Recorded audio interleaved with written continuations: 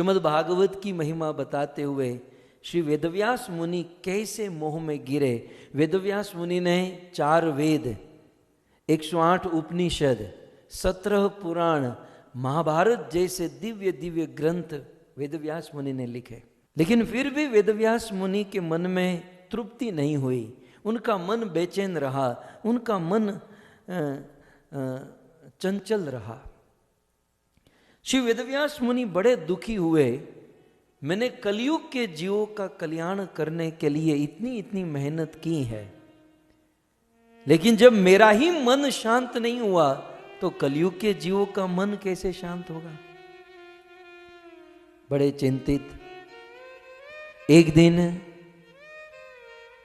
बद्रीनाथ धाम में मंदाकिनी बहती है, गंगा की एक धारा है। मंदाकिनी की पवित्र धारा में स्नान करके व्यास मुनि बैठे थे और उसी समय देव योग से, भगवान के योग से नारद मुनि वहां पर आए और वेदव्यास जी दुखी होकर नारद जी के चरणों में प्रणाम किए, निवेदन किए, मनुष्य का उद्धार करने हेतु मैंने इतने सारे ग्रंथ लिखे, लेकिन मेरा ही उद्धार नहीं हुआ तो मानव समाज का उद्धार कैसे होगा। तब नारद मुनि ने श्री वेदव्यास मुनि को निवेदन किया कि हे वेदव्यास जी, वेदव्यास जी, आपने लिखा तो बहुत है, आपने अनेकों पुराण लिखे, उपनिषद लिखे, वेद लिखे, लेकिन जो लिखना चाहिए वह आपने नहीं लिखा। इस संसार में लौकिक बातें सुनकर किसी का कल्याण नहीं होगा। व्यास मुनि, आपने लौकिक बातों का वर्णन किया, आपने अपने पुराणों में लौकिक धर्म का वर्णन किया, आपने राजसिक लोगों के लिए बहुत कुछ लिखा, तामसिक लोगों के लिए भी बहुत कुछ लिखा, लेकिन शुद्ध सात्विक लोगों के लिए आपने कुछ नहीं लिखा। व्यास जी, जब तक भगवान श्री कृष्ण की शुद्ध विशुद्ध लीला कथा नहीं लिखोगे, तब तक न तो आपका कल्याण होगा, न तो आपके ग्रंथों को पढ़ने वाले का कल्याण होगा। और इसलिए श्रीमद् भागवत की रचना करो। अब दूसरों का क्या बताऊं। नारद जी अपनी बात करते हैं कि मैं स्वयं मेरा प्रथम जन्म ब्रह्मा के गोद से हुआ। उन्होंने कहा विवाह करो, प्रजा उत्पत्ति करो, मैंने मना कर दिया तो श्राप दिया। दूसरा जन्म उपबर्हण नाम का देवता बना, वहां पर भी मेरे से अपराध हुआ, ब्रह्मा जी ने श्राप दिया। तीसरा जन्म एक गोप के घर पर, एक शूद्र के घर पर, द्रुमिल गोप और मां कलावती के पुत्र के रूप में हुआ। बचपन में ही मेरे पिता की मृत्यु हो गई और मेरी मां कलावती साधु संतों की सेवा करती, अपना जीवन निर्वाह करती। एक बार चतुर्मास का समय साधु संतों की सेवा करने का अवसर हमारी माता को मिला और हमारी माता उनके लिए भोजन बनाती, उनके कपड़ों को धोती और उस समय मैं उन साधु संतों के बीच में बैठता। ये नारद जी कहते हैं। और साधु संतों के साथ बैठकर उन साधुओं के मुख से मैंने कृष्ण कथा सुनी और कृष्ण कथा सुनकर उस समय मेरे हृदय में भक्ति का बीज प्रकट हो गया। धीरे धीरे भक्ति बढ़ी। मेरी माता की मृत्यु हो गई, मैं बहुत दुखी हुआ, लेकिन उस समय मैं उस भागवत का स्मरण, भगवान की कृष्ण की लीला का स्मरण करता रहा और कृष्ण लीला स्मरण करके मेरा मन कृष्ण में लगा और मुझे कृष्ण का दर्शन हुआ। सो भागवत कथा, कृष्ण कथा ऐसी है जिसको सुनकर जीव का कल्याण हो सकता है। इसलिए व्यास जी, कृपया करके आप भागवत कथा लिखो। कोई व्यक्ति कितना भी सुंदर ग्रंथ लिखे, उस ग्रंथ में सुंदर व्याकरण हो, संस्कृत हो, व्याख्या हो, छंद अलंकार सब कुछ हो, परंतु यदि उसमें कृष्ण कथा न हो तो बड़े बड़े महात्मा उसे कौवे का तीर्थ कहते हैं। ये हमें समझने लायक बात है।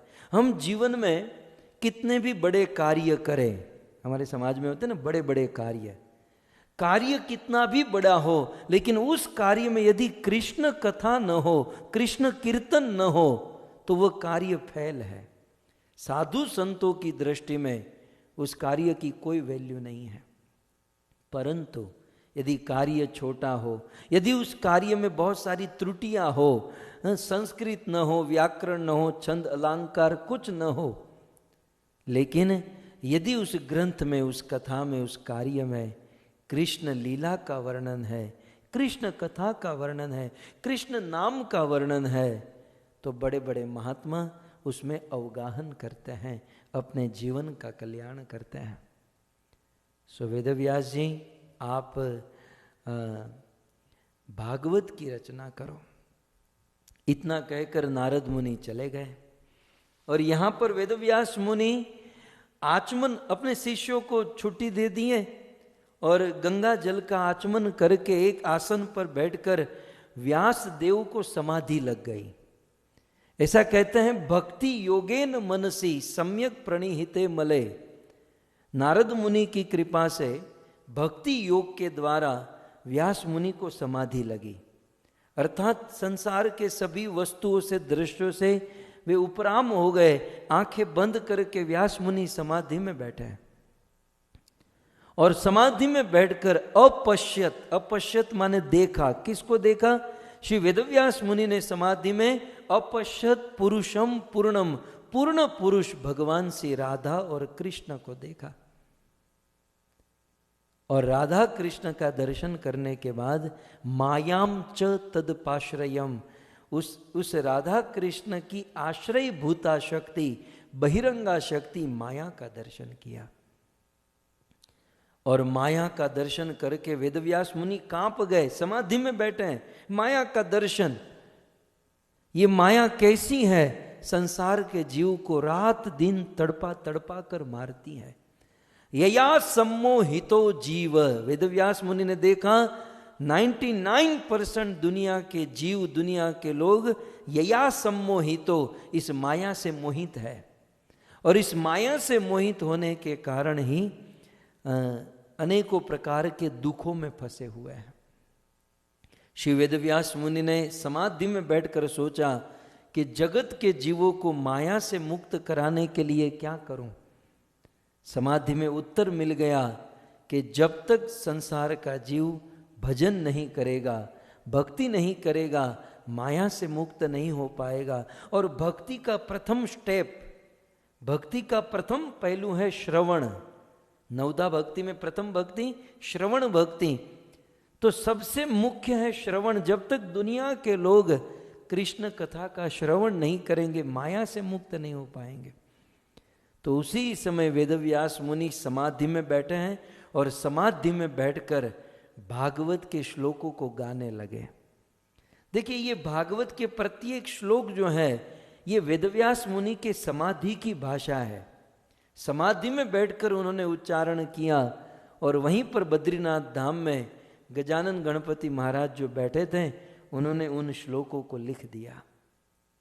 और करते करते करते 12 स्कंद, 335 अध्याय और 18,000 श्लोक श्री वेदव्यास मुनि ने उच्चारण किए और गणेश जी ने लिख दिए। और सूत गोस्वामी ने नैमिषारण्य में ऐलान किया, यस्याम वै श्रूयमाणा नाम भक्ति परम पुरुषे भक्तिर उत्पत्त्यते पुंसाम शोक मोह भयापह। कहते हैं कि यस्य, जो व्यक्ति श्रूयमाणा नाम, इस भागवत को एक बार सुनेगा तो सबसे पहली बात वो कृष्ण की भक्ति करेगा। वर्तमान काल श्रीमद् भागवत को जो सुन रहा है वो कृष्ण की भक्ति कर रहा है। हम आप ये सब अब जो समय चल रहा है, अभी जो चल रहा है, हम सब लोग भक्ति कर रहे हैं। कई बार कुछ अज्ञ जीव ऐसा कहते हैं कि भागवत सुनने के बाद क्या, भागवत सुनना ही भक्ति है, सुनने के बाद जीवन में उतारे करे तो बहुत अच्छी बात है, लेकिन जितने देर तक भागवत सुनते हैं हम भक्ति कर रहे हैं। सो यस्याम वे श्रूयमाणा नाम कृष्ण परम पुरुषे, परम पुरुष भगवान कृष्ण की भक्ति करते हैं। और शोक मोह भयापहा, भागवत सुनने से सभी प्रकार के शोक से मुक्त हो जाते हैं, और मोह से मुक्त हो जाते हैं, चिंता से मुक्त हो जाते हैं और भय से मुक्त हो जाते हैं। तो शोक, मोह और भय से भागवत मुक्त कर देता है यदि हम भागवत सुनेंगे।